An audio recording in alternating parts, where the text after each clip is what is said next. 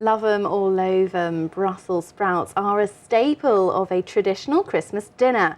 But how do they come to be one of the veg associated with Christmas? Joining us in the studio to tell us all about this and more history of the Christmas dinner is social historian from Southampton, Emma Muscat. Thank you so much for coming in, Emma. Pleasure. So tell me, because it is a bit confusing, we have all these Christmas traditions, Yes. then we're not quite sure always where they come from. So Brussels sprouts, go. Brussels sprouts originated from ancient Rome, and they were cultivated in Europe from the 1200s, specifically Belgium, which is how they get their name Brussels. They didn't come to Britain until about 1587, and they are, well, as you say, love them or loathe them.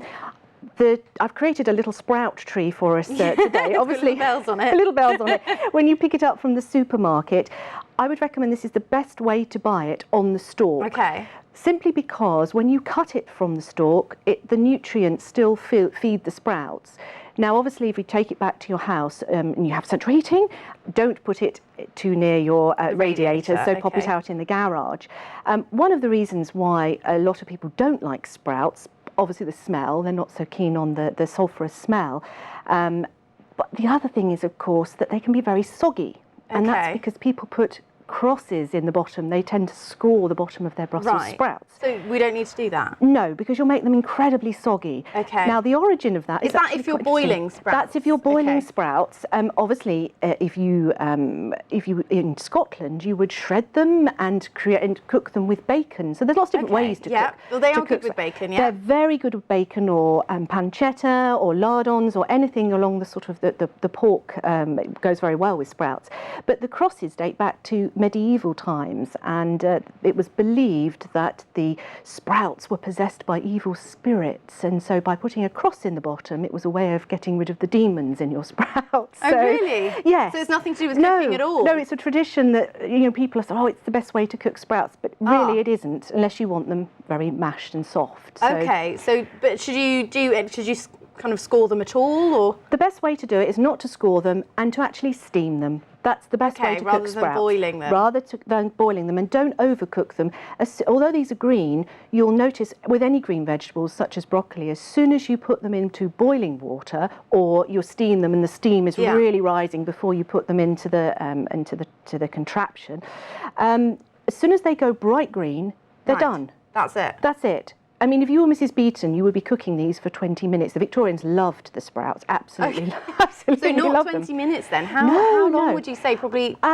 Depending on how big they are, and the ones at the bottom. And obviously make sure that when you're cooking them, you're not, if you have too many different sizes, obviously some are going to cook more than others. Exactly.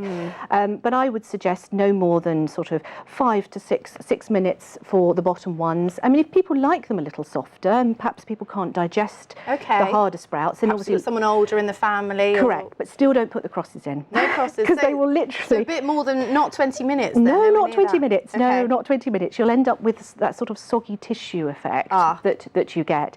But sprouts are very hardy. I mean, traditionally, why do we have them on our Christmas table? Simply because it was practical.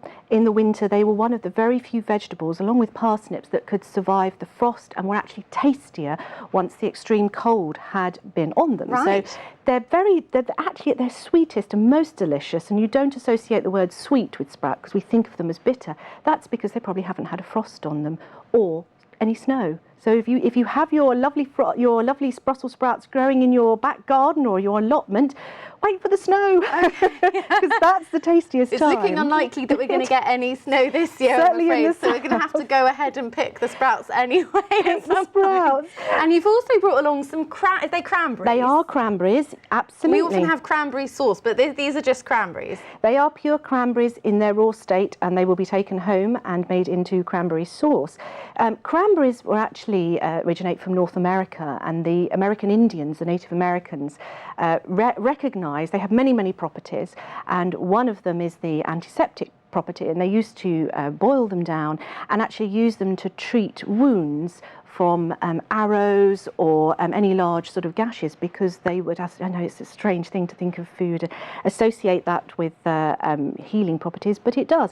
And they also use it's got a wonderful dye, and it's very good for rugs and fabrics. Right. Now, how did they get to England, which is the question, all the way from Native America? Well, it's to do with, obviously, the colonies and the Pilgrim Fathers.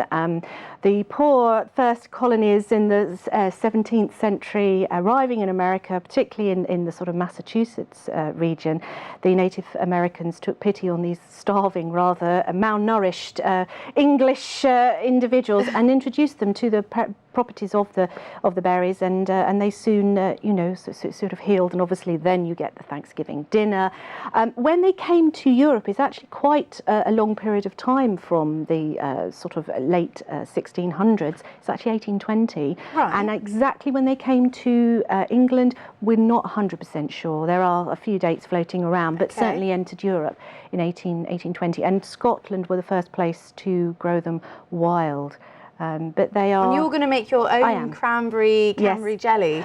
I am. Well, you can make jelly with them. Certainly, that's a little bit more work involved in that. No, you can do that cranberry jelly, but actually, they are best cooked in the same way as you would cook apples if you're boiling apples down. So all you need to add is a zest of an orange, and they go very well with citrus. So orange or a lemon. But remember, if you are using lemons, you make sure that they are unwaxed lemons, because otherwise when you're grating them they'll be very bitter. So add a little bit of citrus, a little bit of water, not too much water. They will take a little bit longer. They're very, very hard. They're like little bullets. They're very, very. Well, quite a soft one. Oh, there we go. They're quite tough. Typical.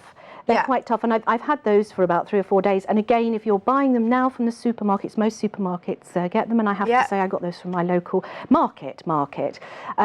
And they're not expensive. I mean, both of these are under a couple of pounds, so very, very cheap. But it is good. It's a good way of making your own cranberry sauce, and add a little bit of sugar as well, because they are quite bitter, quite sharp.